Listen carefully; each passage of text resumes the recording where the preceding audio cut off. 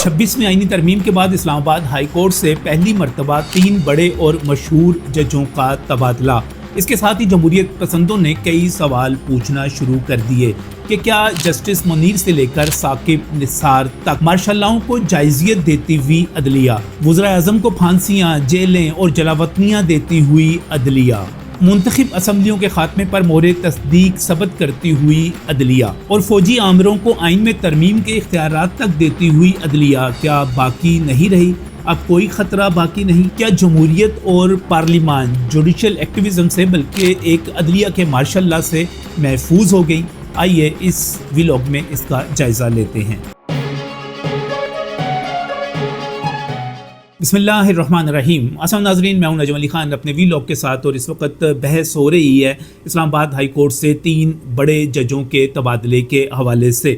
بڑے اور مشہور جج، اور میں اس لیے کہتا ہوں کیونکہ وہ مختلف حوالوں سے میڈیا میں رہے، وہ جتنے زیادہ ڈسکس ہوتے رہے اتنے شاید دوسرے جج ڈسکس نہیں ہوتے رہے۔ وہ بہت سارے الزامات بھی لگاتے رہے، خطوط لکھتے رہے، اور اس طرح سے یہ سامنے آتا رہا کہ ان کا ایک خاص نقطۂ نظر ہے، وہ نقطۂ نظر جو کہ ایک خاص پولیٹیکل پارٹی کے قریب سمجھا جاتا ہے۔ یہ ایک تاثر ہے، ہو سکتا ہے یہ تاثر درست نہ ہو اور آگے چل کر وہ اپنے کردار سے، اپنے فیصلوں سے اس کی نفی بھی کریں، لیکن اس وقت تک صورتحال جو ہے تاثر کے حد تک یہی ہے۔ میں بات کر رہا ہوں 3 ججوں کی، جناب محسن اختر کیانی کی، بابر ستار کی، اور اس کے ساتھ ساتھ سمن رفعت رائے کی۔ پاکستان تحریک انصاف کے ہمارے دوست کہتے ہیں کہ 50 برس کی تاریخ میں کبھی نہیں ہوا کہ آپ اس طرح ججوں کا تبادلہ کر دیں۔ اس وقت سارے ہائی کورٹوں میں فل اسٹرینتھ ججز کی موجود ہے۔ ایسے وقت میں ججز کو ٹرانسفر کرنا اس عدلیہ کو مزید ڈیوائیڈ کرنا ہے۔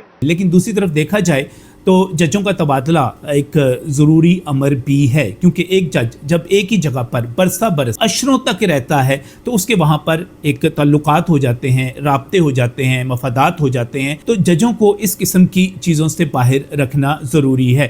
دوسری یہ بات کہی گئی کہ جناب ٹرانسفر کرنے سے پہلے متعلقہ جج صاحب کو سن لیا جائے، تو کہنا یہ ہے کہ جس طرح جج صاحبان جو ہیں ایک اعلیٰ منصب پر ضرور ہیں، لیکن اس کے ساتھ ساتھ وہ ریاست کے ملازم بھی ہیں، وہ اس سے تنخواہ بھی لیتے ہیں، تو اگر ان کو ٹرانسفر سے پہلے سنا جانا ضروری ہے تو کیا پھر یہ فارمولہ نیچے تک، ہر ڈاکٹر تک، ہر انجینئر تک، ہر سیکٹری تک، ہر بیوروکریٹ تک، یہ تمام جگہوں پر جائے گا، ہر کسی کو سنا جائے گا؟ یقینی طور پر یہ فیصلے جو ہے ہوں گے وہ کچھ ضروریات کے تحت ہوں گے، اور اس میں اگر ہر کسی کو سنا جاتا رہا تو پھر فیصلے ہو ہی نہیں سکیں گے۔ بہت سارے لوگ اس وقت جو تبصرے کر رہے ہیں، جو باتیں کر رہے ہیں، ان میں ایک بات واضح کرنا ضروری ہے، اور وہ واضح کرنا ہے نواز شریف اور شہباز شریف کا فرق۔ میاں محمد نواز شریف جو ہیں وہ صبر سے، تحمل سے، بردباری سے، خاموشی سے چیزوں کو ایکسیپٹ کرتے چلے گئے۔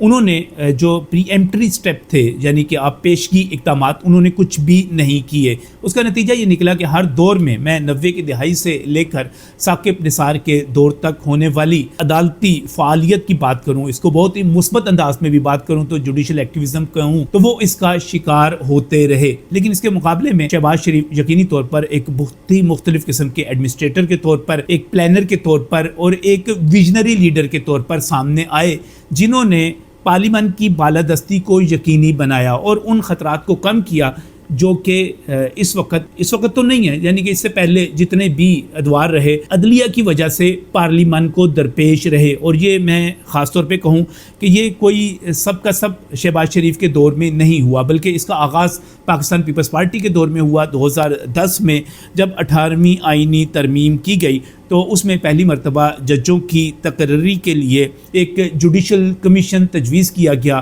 اور اس کے ساتھ ساتھ ایک پارلیمانی کمیٹی بنا دی گئی۔ یہ ایک بنیاد تھی جو ماضی میں ہوتا رہا اس کو روکنے کے لیے، لیکن یہ مکمل طور پر چیزوں کو روک نہیں سکے، کیونکہ اگر میں یہ کہوں کہ 90 کی دہائی کے آخر سے لے کر خاص طور پر شہباز شریف کے اس دور تک ججوں کی جو تقرری ہوتی رہی، اس کے پیچھے ایک خاص مائنڈ سیٹ کام کرتا رہا، یعنی پیپلز پارٹی اور مسلم لیگ نون کا مخالف مائنڈ سیٹ۔ حکومتیں ان کی ہوتی تھی जज किसी और के आ जाते थे। मैं 2010 की 18वीं आईनी तरमीम की बात कर रहा था, उसी में 2011 में जब 19वीं आईनी तरमीम हुई उसमें कुछ मज़ीद तब्दीलियाँ लाई गई। इसके बाद जो है 2015 में जब 21वीं आईनी तरमीम होती है तो फ़ौजी अदालतों का आर्जी क़याम हो जाता है और ये एक बिल्कुल मुख्तलिफ सा मामला होता है। और 2018 में भी अदालतों के हवाले से एक 25वीं आईनी तरमीम होती है जिसमें फ़ाटा जब उसका इंज़माम हुआ तो अदालतों का दायरा कार फ़ाटा तक आगे तक बढ़ाया जाता है। लेकिन इसके बाद जो बहुत बड़ी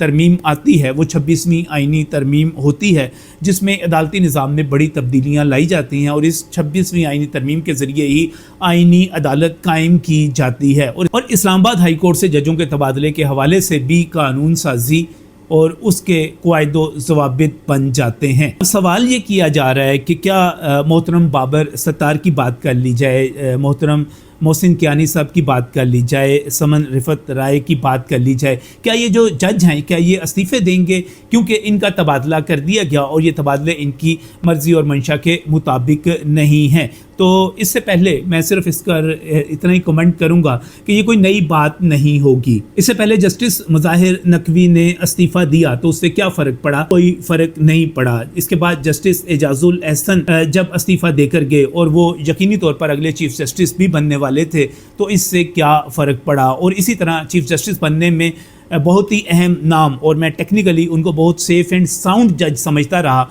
और कहता रहा, उनकी तारीफ़ करता रहा। मैं जस्टिस मंसूर अली शाह साहब की बात कर रहा हूँ, वो इस्तीफ़ा देकर चले गए, उससे क्या फ़र्क पड़ा? जस्टिस अतर मिनल्ला जो कि एक पॉलिटिकल मूव के साथ आए थे और एक सियासी मुहिम जोई के नतीजे में जज से लेकर आगे तक सुप्रीम कोर्ट ऑफ पाकिस्तान तक पहुंचे थे, उनके इस्तीफ़े से क्या फ़र्क पड़ा? कि अगर ये 3 जज इस्तीफ़े देकर चले जाएंगे उससे क्या फ़र्क पड़ेगा? ख़ासतौर पे जब बाबर सत्तार अब पेशावर हाई कोर्ट के एक जज के तौर पर हैं या मोहसिन कियानी साहब लाहौर हाई कोर्ट के एक जज के तौर पर मौजूद हैं। लाहौर में जजों की 60 असामियाँ हैं और उनमें से तकरीबन 42 पर इस वक्त जज मौजूद हैं। 42 में से एक जज जो है अगर वो इस्तीफ़ा देकर चला जाता है तो कोई बहरान पैदा नहीं होगा। लेकिन यही काम अगर इस्लामाबाद हाई कोर्ट में होता तो वहाँ पर एक मसला ज़रूर था। और वो मसला क्या था? वो मसला ये था कि इस्लामाबाद हाई कोर्ट को आप मिनी सुप्रीम कोर्ट समझ सकते हैं वफाकी हुकूमत के इक़दामात के हवाले से। वो मिनी सुप्रीम कोर्ट के अंदर जो भी चीज़ आती है, वो आइनी मामला हो, वो इंतज़ामी मामला हो, वो वफाकी हुकूमत के इक़दामात के हवाले से कुछ भी हो, जैसे कि अभी मोहसिन कियानी साहब जब उनको पता चल गया कि वो तबादला होने वाले हैं, उन्होंने एक बड़ा स्टेप लिया, उन्होंने वज़ीर-ए-आज़म पाकिस्तान को अपनी अदालत में तलब करने का हुक्म जारी कर दिया। अब ये देखिए ना कि इस किस्म के इक़दामात जब वहाँ पर होंगे तो फिर यकीनी तौर पर यह कहा जाएगा कि कुछ स्टेप्स जो हैं वो पोलिटिसाइज्ड हैं, मीडिया के लिए हैं। तो अब अगर वो मोहसिन कियानी साहब लाहौर में कहते हैं कि वो पंजाब हुकूमत के लिए मसाइल पैदा कर सकते हैं, तो मेरा ये कहना था कि मैं ऐसा नहीं समझता। मुझे यकीन है कि वो प्रोफेशनल तौर पर आगे बढ़ेंगे और इंसाफ के तकाज़ों को पूरा करेंगे। उनके अपने जज्बात, उनके अपने नज़रियात, वो हम उनका एहतराम करते हैं, लेकिन यकीनी तौर पर उनको यहाँ पर जब तक चीफ जस्टिस की सरपरस्ती ना हो, साथ ना हो, वो कुछ नहीं कर सकेंगे अपनी हद तक। तो वैसे तो अभी मैं जिन इस्तीफ़ों की बात कर रहा था वो सारे सुप्रीम कोर्ट के इस्तीफ़े थे। अगर आप हाई कोर्ट पे आ जाएं, जस्टिस शम्स महमूद मिर्ज़ा साहब जो हैं वो मुस्तफ़ी हुए, क्या फ़र्क पड़ा? कोई फ़र्क नहीं पड़ेगा। अगर ये इस्तीफ़े देंगे तो ख़ुद ठीक है, इनकी एक बड़ी पेंशन जो है इनको मिल जाएगी, लेकिन एक बड़ी पेंशन अगर वो रूल्स पे पूरा उतरते हैं, अपने वो साल पूरे करते हैं तो ठीक है, मिल जाएगी, उनका हक है, लेकिन इससे सिवा सिस्टम को अब कोई फ़र्क नहीं पड़ेगा। अच्छा, बहुत सारे लोग ये समझ रहे हैं कि इसके नतीजे में शायद हुकूमत की कोई आमरीत कायम हो जाएगी, यहाँ पर हुकूमत की, पार्लियामान की कोई आप ये कहें कि नाजायज़ काम भी कर सकेंगे, तो ये दुरुस्त नहीं है, क्योंकि ये तमाम चीज़ें अब आइनी अदालत में जाएंगी और आइनी अदालत जो है वो वहाँ पर उस पर फैसले उसी तरह दे सकती है जिस तरह सुप्रीम कोर्ट ऑफ पाकिस्तान दे सकती है। लेकिन बहरहाल वो एक मुहिम जो थी और एक जो मतल्लकुल अनान होने का तासुर था, वो बहरहाल इससे ज़रूर मुतासिर हुआ है। अदलिया की आज़ादी अपनी जगह पर मौजूद है और ये एक सिस्टम की रिक्वायरमेंट है कि ट्रांसफ़र हो सकें। पूरी दुनिया में, जमहूरी ममालिक में, आइनी ममालिक में ऐसे नहीं होता कि जज जो हों वो वज़ीर-ए-आज़म खोर मशहूर हो जाएं। ऐसे नहीं होता कि जज जो हैं वो बैठ कर منتخب جو وزرائے اعظم ہیں ان کو سسلین مافیا کہتے رہیں، ان کے لیے منفی کلمات ادا کرتے رہیں۔ میرٹ پہ بات ہوتی ہے، جہاں پر جو چیز غلط ہو رہی ہے اس کو ٹھیک کرنے کے لیے کہا جاتا ہے، اس پر فیصلے دیے جاتے ہیں۔ یہ نہیں ہوتا کہ آپ منتخب وزرائے اعظموں کو گھر بھیج دیں، یہ نہیں ہوتا کہ آپ اسمبلیاں ختم کر دیں، یہ نہیں ہوتا کہ آپ مارشل لاؤں کو جائزیت عطا کرتے رہیں۔ یہ پاکستان کی عدلیہ کے حوالے سے میں سمجھتا ہوں کہ ایک بڑی ہی سیاہ تاریخ ہے جس کو درست کرنے کی ضرورت تھی، اور اس کو شہباز شریف نے درست کیا ہے۔ اور اس موقع پر اگر میں یہ کہوں کہ آئین کی بالادستی کے لیے، جمہوریت کی بالادستی کے لیے، پارلیمان کی بالادستی کے لیے قاضی فائز عیسیٰ جیسے نڈر اور محب وطن، آئینی اور جمہوری اور قانون کی عملداری پر یقین رکھنے والے، عوام کے جذبات کو سمجھنے والے، ایک بہت ہی ایماندار، بہت ہی دیانتدار، بہت ہی اچھے جج نے جو فیصلے کیے اور جس طرح ایک کردار ادا کیا، اس نے یقینی طور پر پاکستان کی جو ایک سیاہ تاریخ تھی سیاہ عدالتی فیصلوں کے حوالے سے، اس کو صاف کرنے کی کوشش کی، اس کو بہتر کرنے کی کوشش کی، چاہے وہ ذوالفقار علی بھٹو شہید کے حوالے سے فیصلہ ہو یا آئینی ترامیم کے حوالے سے پارلیمان کی بالادستی کو تسلیم کیا جا رہا ہو۔ جب ہم جمہوریت کی بات کریں گے، جب ہم آئین کی بات کریں گے، جب ہم عوام کی بات کریں گے، جب ہم